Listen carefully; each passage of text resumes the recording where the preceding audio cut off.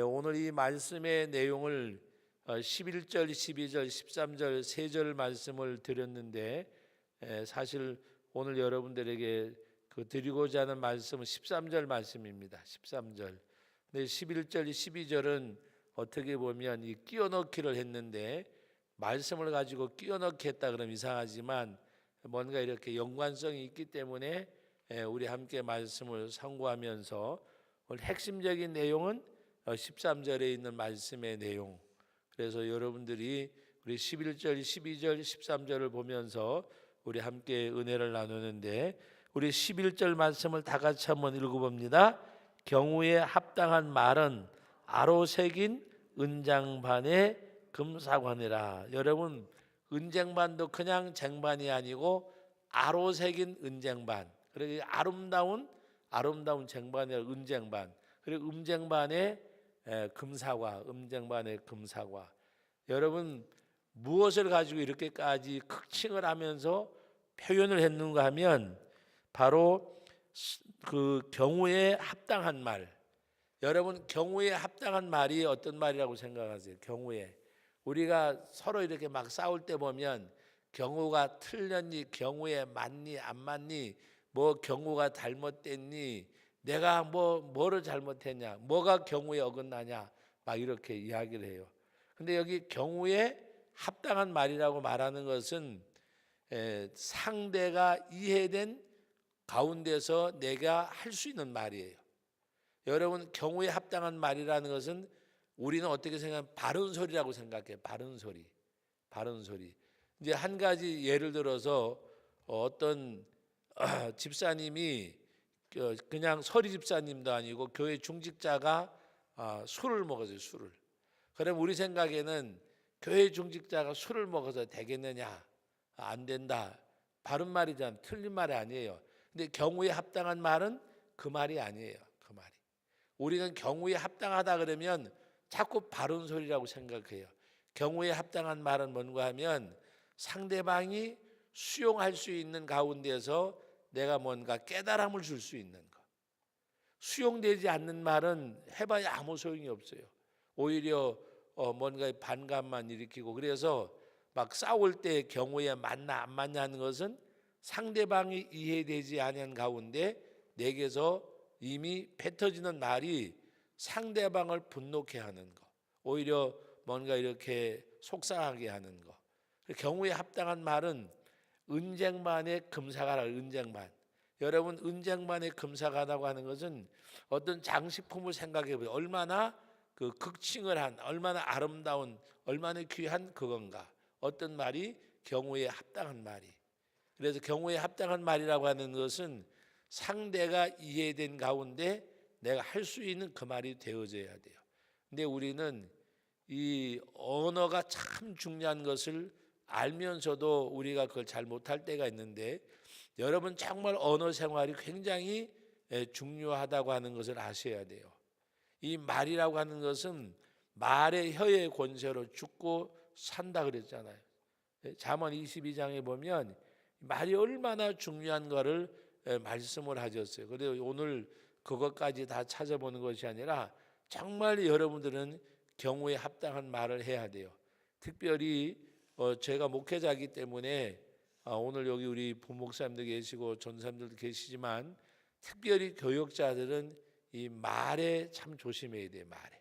그래서 뭔가 그 옛날 우리나라 속담 가운데 며느리가 시집살이 할 때에 뭐라고 말해요? 벙어리? 예? 벙어리 3년. 그다음에 귀머거리 3년. 그다음에 벙어리 3년, 귀머거리 3년 다음에 뭐예요?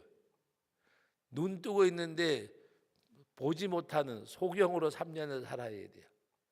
봤는데 못 본 거예요. 들었는데 안 들은 거예요. 예? 말할 수 있는데 안 하는 거예요. 벙어리 3년, 귀머거리 3년. 예? 그리고 한 가지 플러스하면 눈멀게 3년을 살아야 돼. 근데 그것은 무엇을 말하는가 하면 그 경우에 합당한 말이 우리가 말할 수 있는 인격자가 되어지는 거.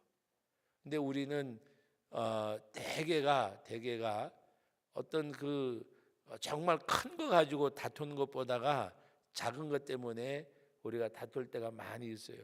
그리고 우리들의 마음이 자꾸 뭔가 이렇게 아까도 말씀드렸지만 이 마음이 옥토가 돼야 돼요. 옥토가. 마음의 옥토가 돼서 무엇이 오든지 간에, 그리고 이 마음의 옥토라고 하는 것은 다른 말로 말하면 마음이 성령의 용광로가 돼야 돼요. 용광로. 밭으로 말하면 옥토고, 어떤 뭐라고 이야기해요? 녹여지는 걸로 말하면 우리들의 마음이 용광로가 돼야 돼. 철광석이 들어와서도 여러분, 용광로는 돌을 녹이잖아요. 돌을 태우잖아요. 예? 뭐 지푸라기, 종이, 나무가 아니에요. 용광로에는 뭐를 태워요? 돌을 태우잖아요. 중석이나 광석을 태워요. 광석을 고유를 가해서 거기서 녹아서 나중에 중석도 나오고 금도 나오고, 여러분 그렇게 금강에서 캔 돌을 녹이면 금이 나오고, 중석강에서 영월에 옛날에 유명한 우리 초등학교 교과서에 상동강업소 중석광산이 나왔고, 또 옛날에 영월강업소가 나왔었죠. 그 책에. 그러니까 여러분 석탄을 캐고 그다음에 금강을 캐고 해도 용광로에는 돌을 녹여요. 돌을. 근데 우리 예수 믿는 사람의 마음은 용광로보다 더 뜨거워야 돼요. 더 뜨거워요. 용광로보다가. 용광로는 돌을 녹이지만 우리의 사랑의 용광로는 죄를 녹이는 게, 죄를 녹이는 거. 무슨 말씀인지 아세요? 이 죄악을 불태우는 거예요.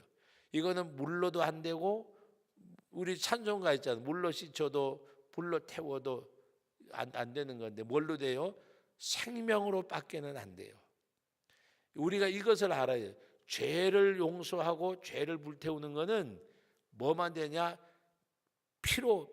예수님의 보혈로. 피로 되는 거. 피로란 말은 생명으로 되는 거예요. 생명으로. 그냥 사랑한다고 해서 그 사랑이 어떤 사랑이냐? 대신 죽을 수 있는 사랑이요. 대신 죽을 수 있는 사랑. 그래서 여러분 에베소서 5장에 보면 아내와 남편의 관계를 그리스도와 교회의 관계로 말했는데, 교회와 그리스도의 관계가 뭐예요? 바로 예수님 앞에 우리는 복종해야 되고, 또 예수님 앞에 복종할 수밖에 없는 그것은 뭐냐? 예수님이 나를 위해서 죽어주시기까지 하셨어요. 여러분 만약에 우리 여자분들이 남편이 아내를 위해서 죽어줄 수 있는 남자라면 그 사랑할 수 있는 가치가 있잖아요. 예수님의 사랑은 의인을 위해서가 아니라 죄인을 위해서 죽어줄 수 있는 사랑이 예수님의 사랑이에요. 예수님의 사랑.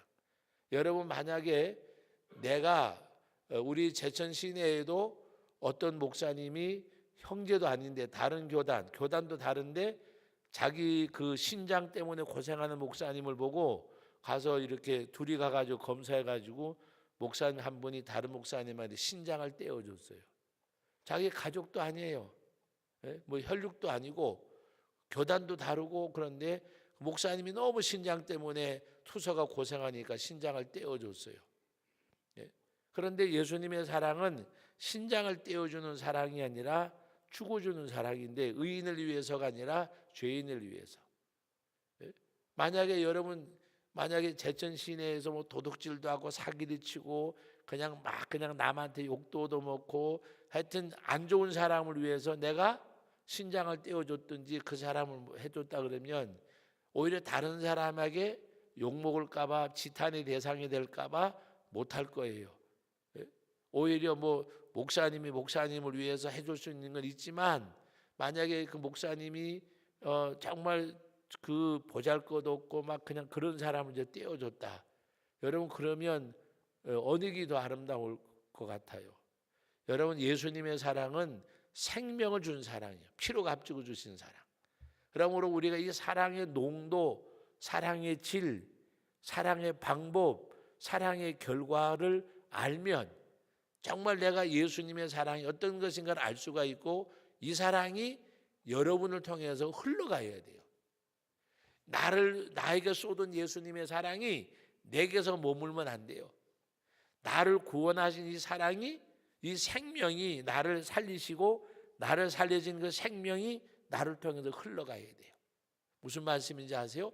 나를 통해서 흘러간다는 말은 다른 사람에게 복음을 전해서 구원받는 것도 되지만 내가 이 사랑으로 사랑할 수 없는 사람을 사랑하고 용서할 수 없는 사람을 용서하고 이것이 나를 통해서 흘러가야 된다. 나를 통해서. 정말 나를 통해서 이것이 흘러가야 돼요. 흘러가야. 근데 여러분 우리가 어떻게 한다는 것이 쉬운 거는 아닌 것 같아요. 쉬운 건 아닌 것 같은데 그것을 한 번, 두 번 하다가 보면요. 할 수 있어요. 할 수. 사실은 얼마 전에 하여튼 그 저한테 뭐 명예적으로도 뭐 여러 가지로 좀 아주 치명타를 입힌 사람이 있어서 치명타를. 근데 어디서 전화가 왔어요. 그분이 길이 열려서 가야 되는데 목사님 이분에 대해서 목사님이 잘 하신다고 하는데 괜찮냐고 그리고 뭐 이렇게 이제 연락이 온 거예요. 이제 뭔가 이제 자기 교회 일꾼으로 세우려고 일꾼으로 세운단 말이 뭐 이게 집사 뭐 장로 이게 아니라 그 자기 교회의 교육자로 모셔가려고 정말 저한테 많은 것을 잃게 하고 하여튼 저로서는 감정을 상하려면 아주 안 좋은 감정을 있을 수 있어요. 그러면 만약에 그 어떤 분에게 제가 어느 교회 교육자에 대해서 물어봤어요. 어떤 그 옆에 있는 교회 목사 물어봤더니 그냥 사람은 좋아요. 더 이상 내가 말할 건 없고요. 그러면 안 좋다는 얘기잖아. 그건요 해주나 마나 한 말이요. 그거는. 근데 저한테 전화가 왔어요. 근데 막 순간적 갈등이 와요. 이 인격적으로 이런 걸 보면은 아닌데, 근데 내가 말 한마디 하면 이 사람이 길이 열리고 말 한마디 하면 길이 막히잖아요. 그래서 순간 기도하는 가운데 내가 길을 막지 말아야지. 길을 막지 말아야지. 그래서 뭔가 이렇게 뭐 이 안 좋은 거를 다섯 여섯 가지 물어보길래 거기는 대답을 한 가지도 안 하고 그분에 대해서 좋은 것만 한 다섯 여섯 개를 이야기를 해줬어요. 이기 좋고 이기 좋고 이기 좋고 그랬어요. 네? 그랬는데 나중에 그분이 거기로 가게 되어졌어요. 가게 되어졌는데 누구 보고 그러더래요. 내가 이 목사님을 어떻게 뵙지 그러더래. 자기는 노심초사하고 있었던 거예요. 왜 노심초사했는가 하면 내 말 한마디에 따라서 본인의 길이 열리고 안 열리는 거니까 노심초사하고 있는데 아직도 저한테는 이제 전화 한마디도 없어요. 그런데 본인이 그러더니 어떻게 이 목사님 얼굴을 볼 수가 있을까? 그러길래 제가 그랬어요. 만나면 보면 되지. 만나면. 그걸 아는 사람들이 있거든요. 그래서 저보고 그러는 거예요. 왜 그렇게 해줬냐 그러길래 제가 그랬어요. 다른 말 하지 않고 예수님이 나도 사랑해 주셨는데 예수님이 날 사랑해 주셨는데 내가 예수 믿기 전에 나는 불교 집안에서 예수님 예자도 모르는 사람이고 나는 우리 집은 대대로 우상 섬기던 사람이고 우리 집안에 제가 처음 예수 믿었거든요. 나를 믿음의 우리 가문의 믿음의 이제 조상으로 세워 주셨는데 그래가지고 좋은 거 이렇게 얘기해줘서 어떻게 보면 그분에게는 갈 수 없는 길을 갔어요. 무슨 이야기인가 하면 그런데 여러분에게 제가 이 말하는 이유 중에 하나는 그러고 나니까 내가 너무 기뻐요. 너무 기쁘고 기분이 좋고 그래서 제가 거울을 보고 그랬어요. 야, 너 괜찮다. 제가 거울을 보고 저를 보고 그랬어요. 너 괜찮은 놈이다. 괜찮은 놈이잖아, 그죠? 생각해 보세요. 정말 저한테 경제적으로도 정신적으로도 하여튼 인격적으로도 뭔가 이렇게 많은 어려움을 줬던 사람이에요.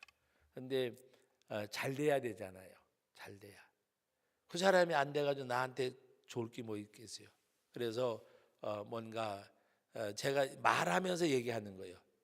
경우에 합당한 말, 경우에 합당한 말. 그게 다른 것이 아니라 바로 다른 사람이 수용할 수 있고 괜히 내가 만약에 제가요 그분에 대한 걸 이야기하고 못 가게 막았더라면 지금 내 마음이 얼마나 불편할까. 그리고 여러분들한테 이야기를 못할 거 아니에요. 저는 정말 내가 잘했다고 생각을 하고 너무 기분이 좋았어요. 그래서 내가 거울을 보고 너 괜찮은 놈이다. 그러니까 거기서 저보고 괜찮은 놈이다 그러더라고요. 예? 여러분, 제가 자랑하려고 하는 얘기가 아니라 우리는 기회만 있으면 내가 어떻게 하든지 간에 선을 좋아하고 선한 일을 많이 하려고 해야 돼요. 선한 일을 많이 하려고. 그리고 제가 기도했어요. 하나님 아버지, 우리 아이들 둘이 목회를 하는데 다른 사람 입에 조금치라도 나쁘게 오르내리지 않게 해주세요. 하나님. 예? 그래서 심은 대로 거둔다 그랬으니까 하나님 앞에 난 그 심었다고 생각을 해요. 그리고 우리는 하나님 앞에 경우에 합당한 말. 그래 여러분들이 절대로 특별히 우리 교역자들 말할 것도 없지만 우리 교회의 직분자들이 이 언어 생활을 잘 하셔야 돼요. 언어 생활을 잘 하셔야. 그래야 그것이 덕이 되고 뭔가 자꾸 이렇게 내게서 소진되는 게 있어야 돼요. 소진되는 거. 소진되는 것이 그것이 내 에너지가 소진되면서 예수 그리스도의 그 사랑과 은혜가 나를 통해서 흘러나가야 돼요. 흘러나가야. 네? 여러 가지 가운데서 오늘 우리는 그런 가운데서 하나님이 우리와 함께하는 거. 그래서 오늘 말씀에 경우에 합당한 말. 그래서 여러분들이 어떻게 하든지 간에 남을 비판하거나 헤아리거나 약점을 알더라도 약점은 왜 나에게 하나님이 보여줬을까? 가리워주라고. 허물이 왜 보여줬을까? 덮어주라고. 장점을 왜 보여주실까? 그 사람의 장점을 드러내라고. 그래 생각하면 돼요. 그래 생각하면. 근데 우리는 10가지 장점 있는 사람도 한 가지 단점만 보면 그걸로 다 그냥 싸잡아서 다 도매금으로 넘기잖아요. 우리는 하나님 앞에 정말 경우에 합당한 말, 이것은 은쟁반에, 그냥 은쟁반이 아니잖아요. 오늘 뭐라고 말씀을 하셨어요. 이 말씀에 그냥 은쟁반이 아니고 잘 꾸며진 아로새긴 조각이 되어져 있는 은쟁반, 거기에 금사과, 얼마나 멋있어요. 경우에 합당한 말. 그래서 여러분들이 정말 우리가 여러분들이 언어 생활을 잘 하실 수 있기를 바랍니다. 그래서 여러분들이 어떻게 하든지 간에 내가 어떤 사람에게도 마음에 상처 주거나 뭐 아무리 그것이 경우에 바른 말 같아도 상대가 이해하지 아니하면 경우에 합당한 말이 아니에요. 오늘 여기에 경우에 맞는 말이라고 안 하고 경우에 합당한 말이라고 하는 것은 상대가 소화시킬 수 있는 그것이 되어져야 돼요. 되어져야. 여러분 아이들에게 아무리 좋은 갈비가 있어도 예를 들어서 아직 이빨도 안 난 아이한테 야, 이 갈비 맛있다 확 물려주는 부모가 있어요. 소고기 갈아가지고 그것도 포들하게 갈아가지고 미림하고 섞어서 먹이잖아요. 바로 그거예요. 그거. 상대가 받아들일 수 없으면 아무리 옳은 말도 옳은 말이 아니에요. 경우에 합당한 말, 그 사람에게 덕이 되고 약이 될 수 있는 그런 가운데 두 번째 말씀이 그거예요. 약이 될 수 있는 말. 뭐라고 말씀하셨는가? 같이 11절 읽어봅니다. 10절 12절 다 같이 읽습니다. 슬기로운 자의 책망은 청종하는 귀의 금고리와 정금 장식이라. 자, 잘 들어보세요. 옆 사람 한번 귀 보세요. 옆 사람 귀를 한번 보세요.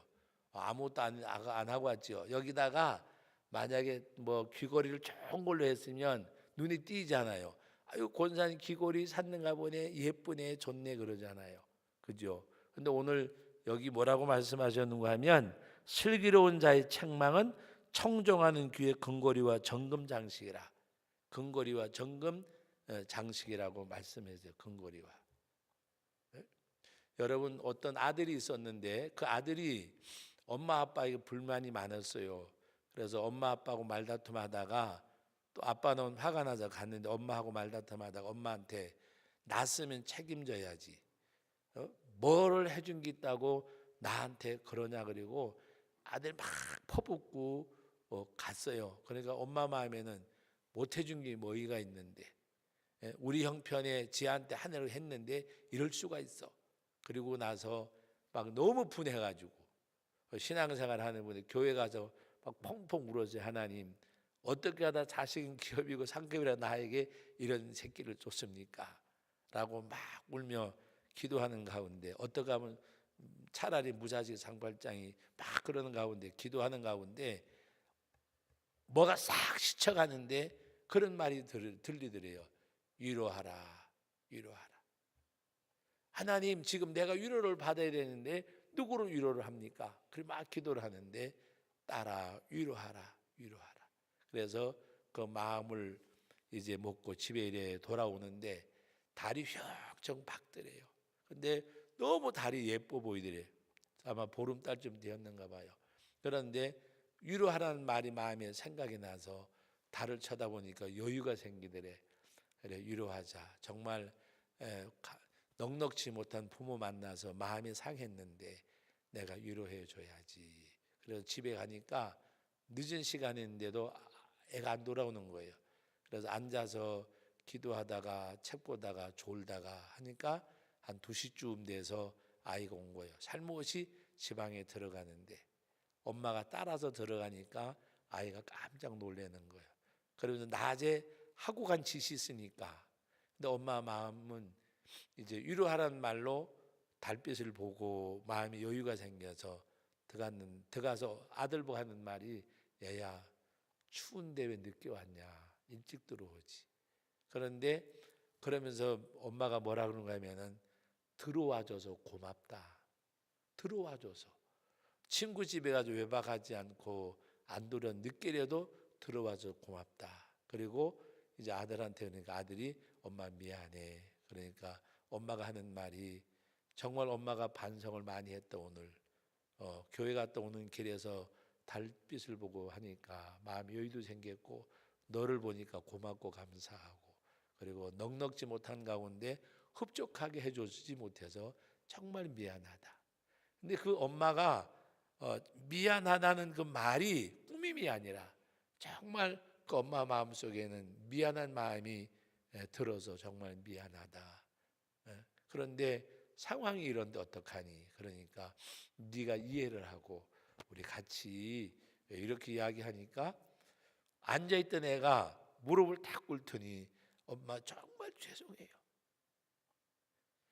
그래서 모자가 끄남고 같이 기도하고 그 아이가 뭔가 이렇게 부모에 대해서 불만이 많았던 아이인데 그 이후부터 정말 감사하는 마음이 엄마 아빠가 느낄 정도로 감사하는 마음. 그러니까 엄마 아빠는 더 해주고 싶고 그런 가운데 이 아이는 고맙게 생각하고 공부 안 하던 아이가 다시 공부를 시작을 하고 부모한테 불평불만 많던 아이가 뭔가 오히려 일찍 들어오고 뭔가 해보려고 노력하는 가운데 그렇게 열심히 공부해가지고 사대문 안에 있는 대학에 저 경상도 문경 땅 한 골짜기 어떤 그 시골 교회의 어떤 그 가정의 얘기예요. 하만 그쪽에 제가 그 한 15년 전, 20년 전 됐을 것 같아. 그 한평 그 중앙교회인가 그 부흥회 갔을 때 들은 얘기. 여러분 무슨 이야기인가 하면 우리가 하나님 앞에 아이들을 책망을 하더라도 막 분하고 막 해서 했다가 위로하라는 말 한마디 하나님 앞에 듣고 돌아가는 길에 달빛을 보니까 너무 마음이 푸근하고 잘못한 것 같고 들어와 준 것만 야 이놈의 새끼야 뭐하고 기도하러 다니냐 새벽 2시까지 안 자빠자고 그래서 그게 해결이 될까요? 또 나갔을 거야 아마. 그 나갔다가 안 들어 학교도 안 갔을지 몰라. 근데 엄마가 들어와줘서 고맙다. 고맙게 뭐가 고마워요, 그죠?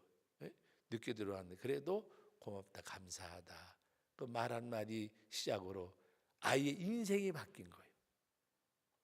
여러분 오늘 말씀 가운데 말씀하는 내용이 슬기로운 자의 책망은 청정하는 귀의 금고리와 정금 장식이라 그랬어요.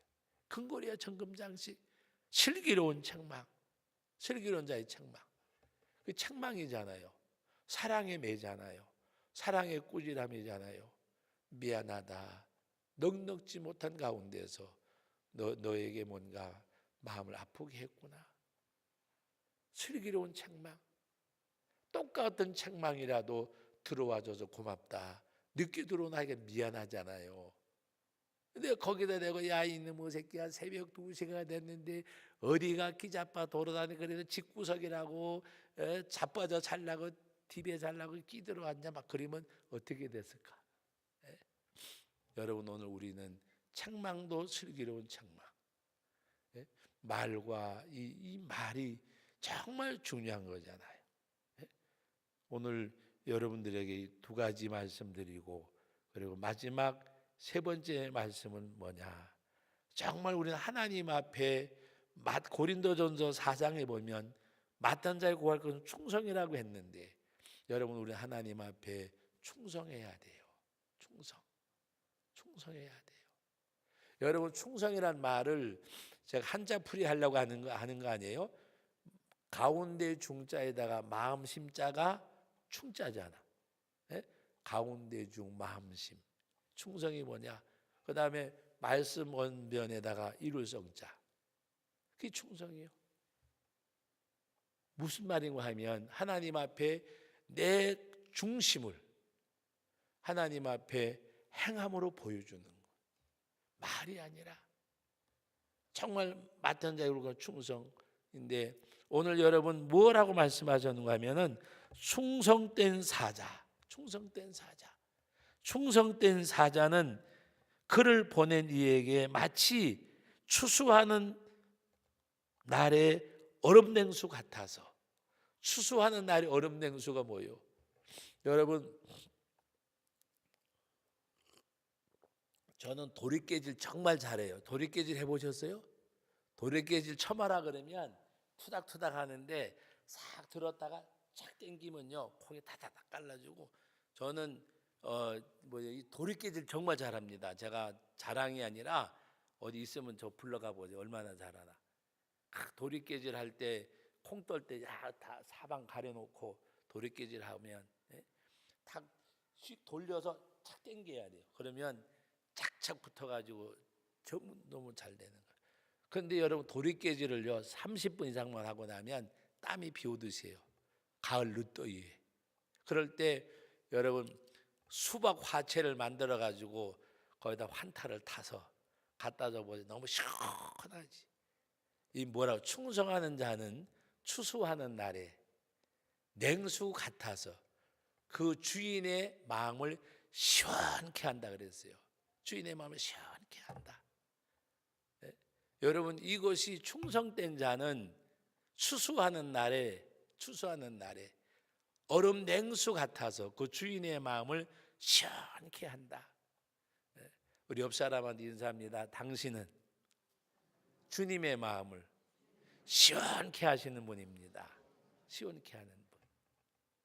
네? 여러분 이해하고 들으세요. 목회자가 목회할 때 신바람 나는 데가 언제인 줄 아세요? 같은 일하는 사람, 우리 같은 교회의 구성원들이 정말 목회자의 마음을 시원케 할 때에 어떻게 하다 내가 무슨 복이 있어서 이런 사람을 만났나 하는 생각이 들어요. 그걸 한 번 더 생각하고 한 번 더 기도하게 되고 내가 무슨 복이 있어서 이런 사람을 만나는가. 네? 여러분 충성된 자는 추수하는 날에 얼음냉수 같아서 그 주인의 마음을 시원케 한다 그랬어요. 시원케 한다. 여러분 오늘 우리는 내가 서로에게 냉수가 돼야 돼요. 냉수가 돼야 추수하는 날에 그것도 그냥 추수하는 날에 너무 힘든데 뻘뻘 땀을 흘리고 있는데 도리깨질을요 한 3-40분 1시간 정도 계속하고 수박 화채를 만들어 다 갖다 주고 그리고 더우니까 이제 잿놀이 먹으려고 더우니까 우통 벗고 그리고 우물가에 갔을 때 시원하게 등목해주고 그리고 옆에서 칼국수를 삶았든지 국수를 삶았든지 보리밥에 물 말아서 고추 하나 딱 찍어 먹어도 그처럼 꿀맛이 없어요. 소고기 파는 집에 가서 뭐 등심 꼬먹는 것보다 훨씬 맛있어요. 땀 흘리고 화채 먹고 등목하고 보리밥 먹고 된장 찍어서 먹는 고추 맛이 얼마나 맛있는 줄 아세요?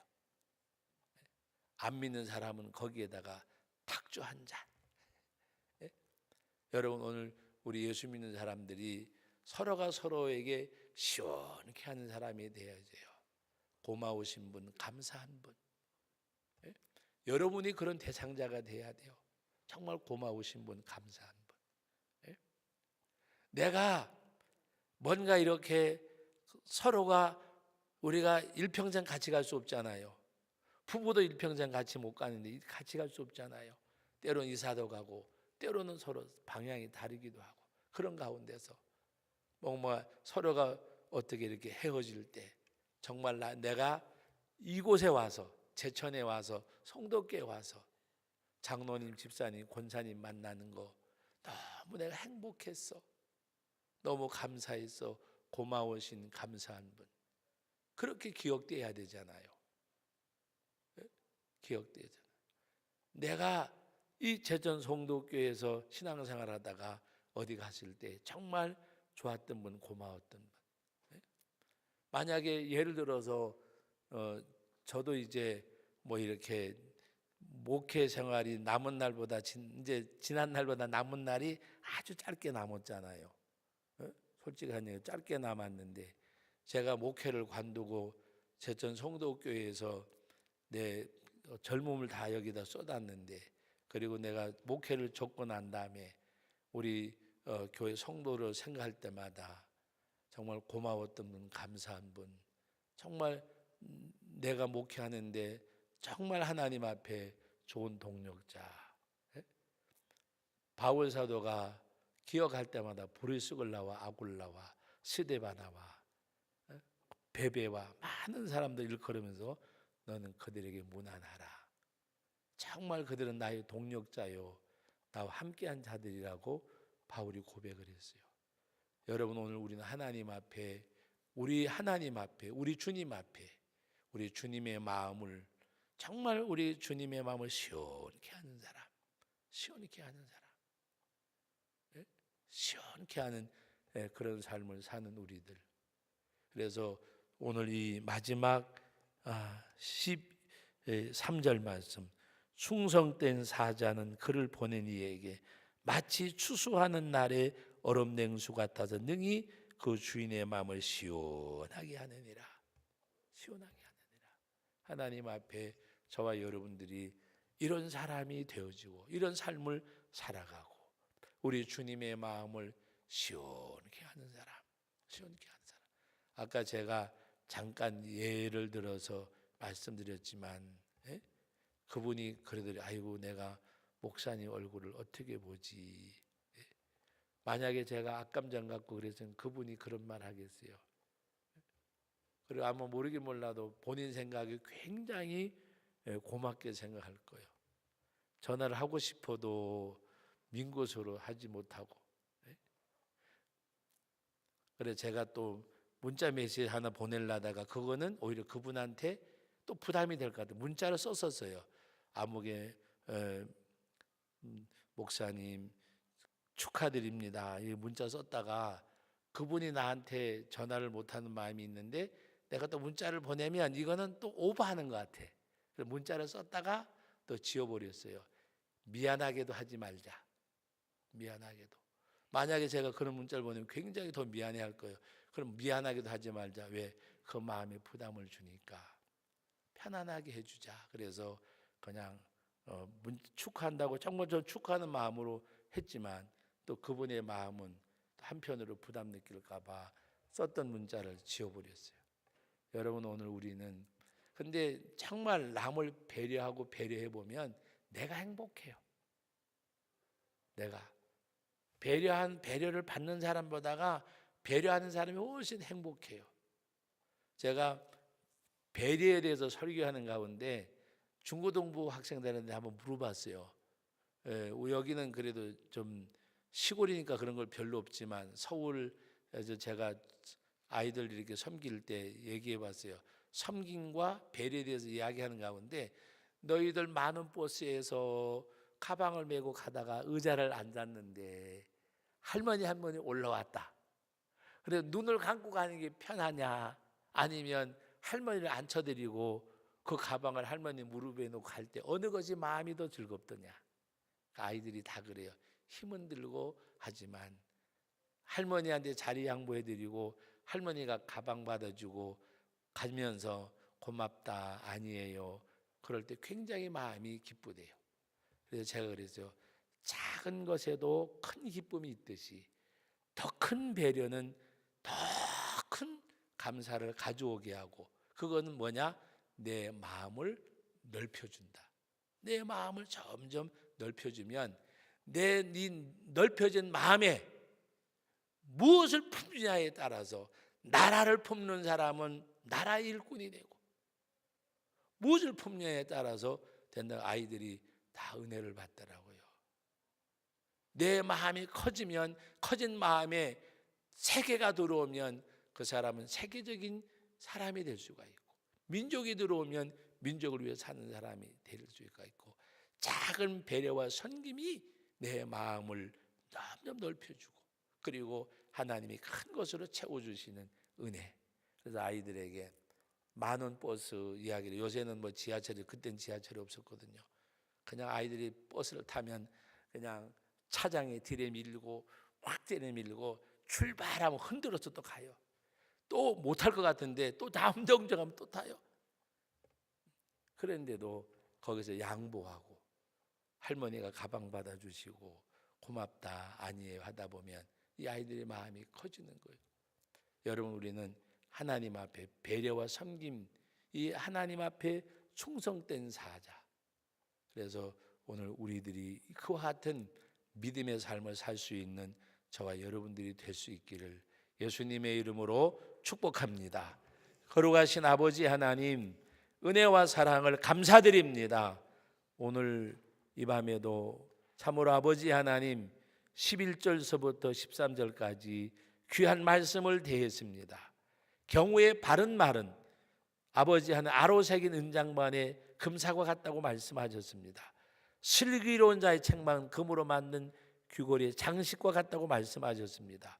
충성된 사자는 그를 부르신 주인에게 추수하는 날에 냉수와 같이 그 주인의 마음을 시원케 한다고 말씀하셨습니다. 오늘도 주신 말씀 우리 상고하면서 우리가 이 말씀이 내게 에너지가 되어주고 내가 이 말씀의 힘이 되고 능력이 된 이 말씀 가지고 내 삶을 살아가는 저희들이 되게 하여 주옵소서. 예수님의 이름으로 기도하옵나이다. 아멘.